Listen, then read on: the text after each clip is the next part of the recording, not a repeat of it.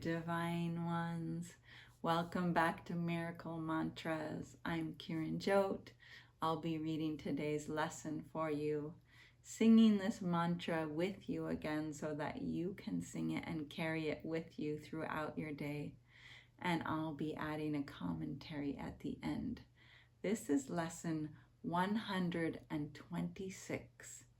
All that I give is given to myself.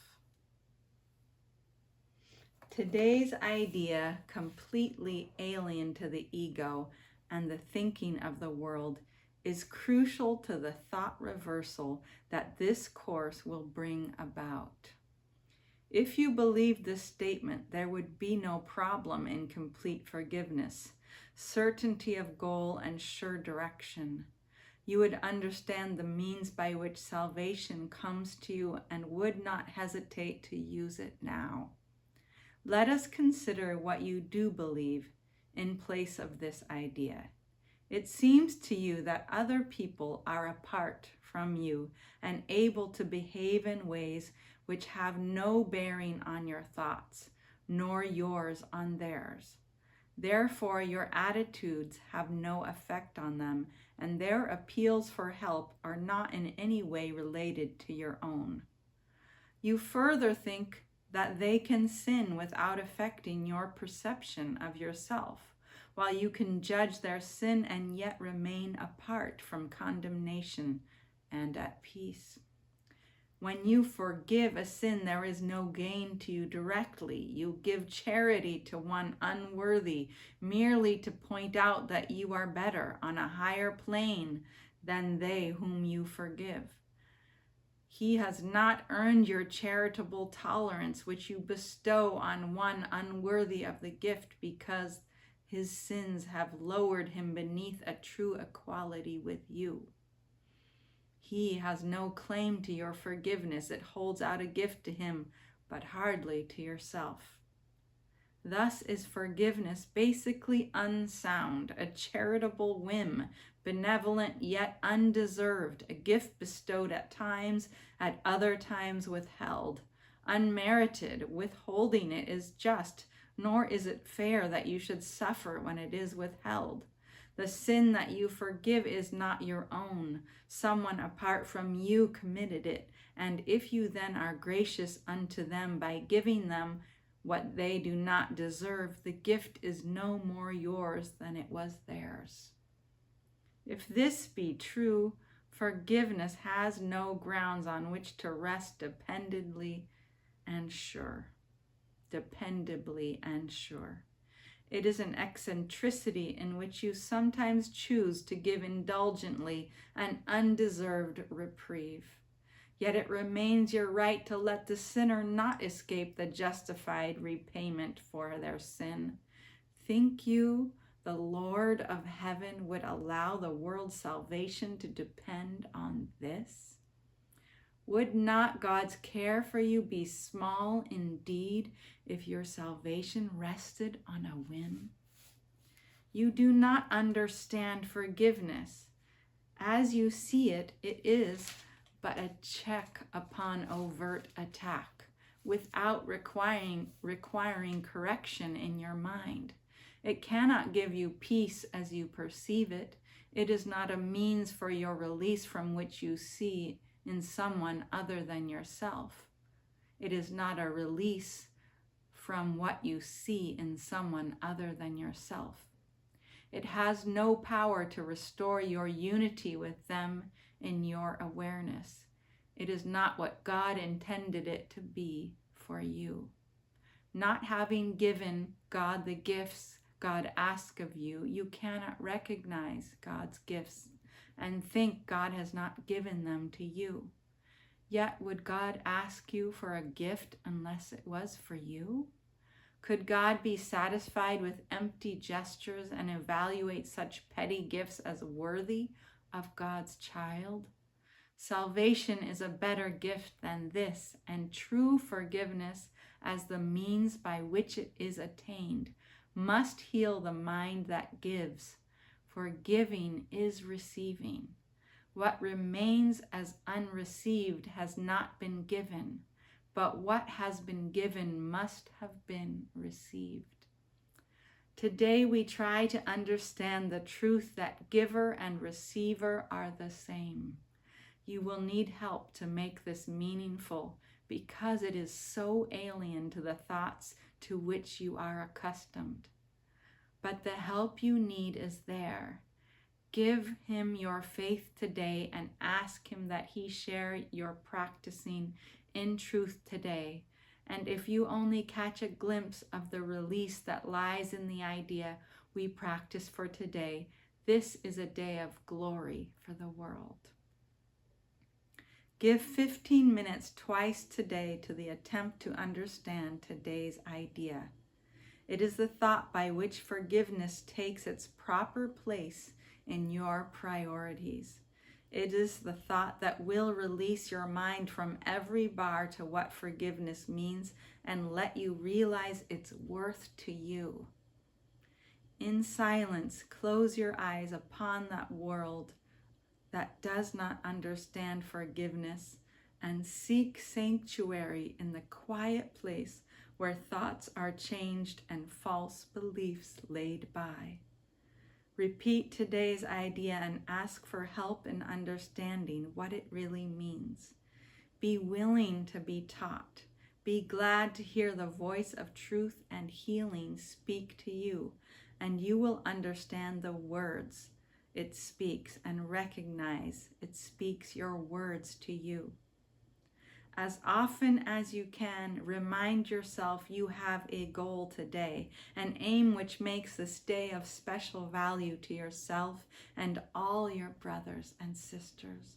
Do not let your mind forget this goal for long, but tell yourself, all that I give is given to myself. The help I need to learn that this is true is with me now, and I will trust in it. Then spend a quiet moment opening your mind to this correction and God's love. And what you hear of God, you will believe, for what God gives will be received by you. All that I give is given to myself.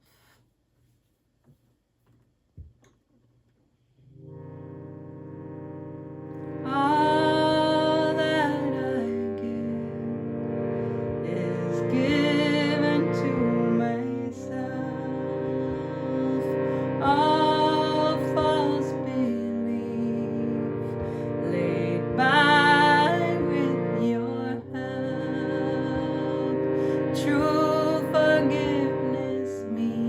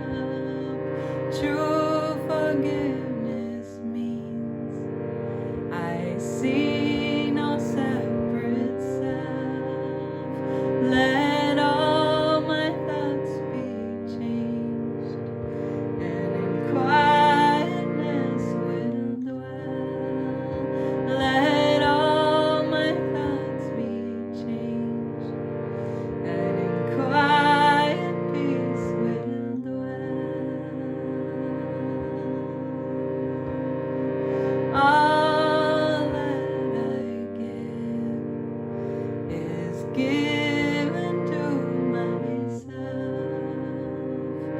all false beliefs laid by with your help. True forgiveness means I see no separate self.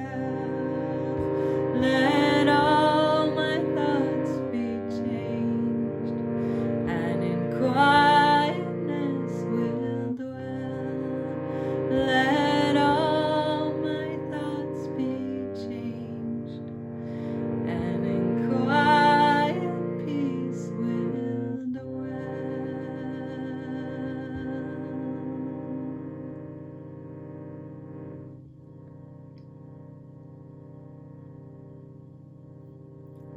I love this lesson because it's showing us the difference and giving us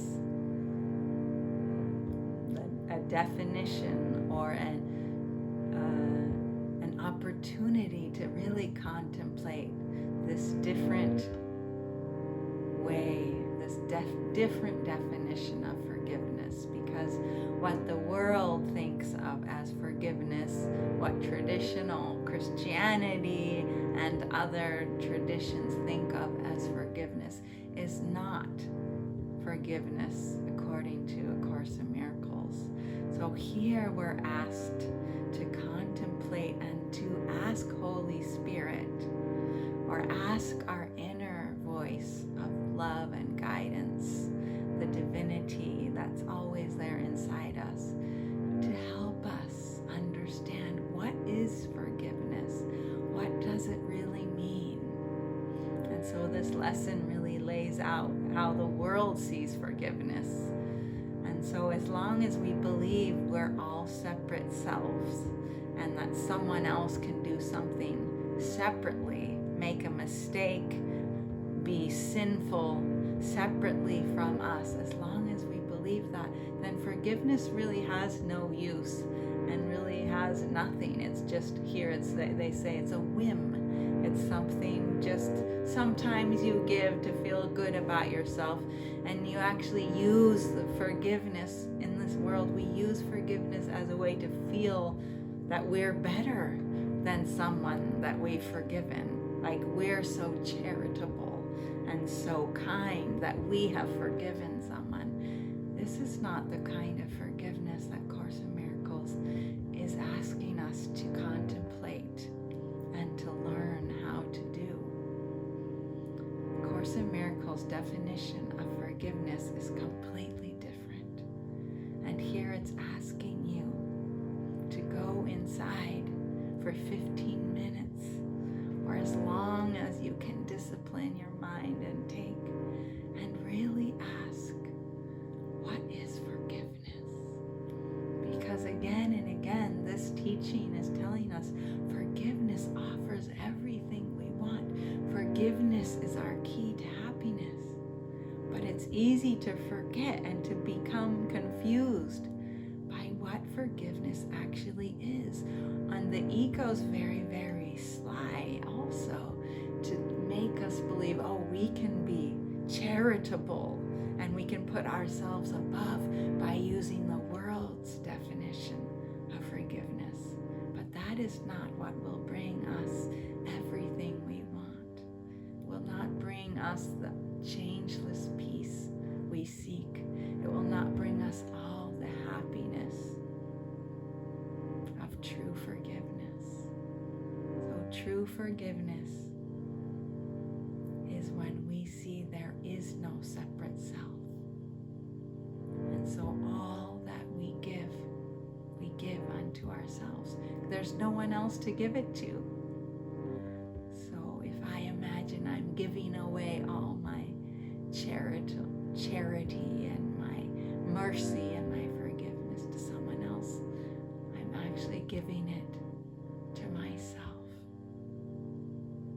So we've done these exercises where we see the very person that we feel has wronged us so deeply, and we see them and we look for the light in them.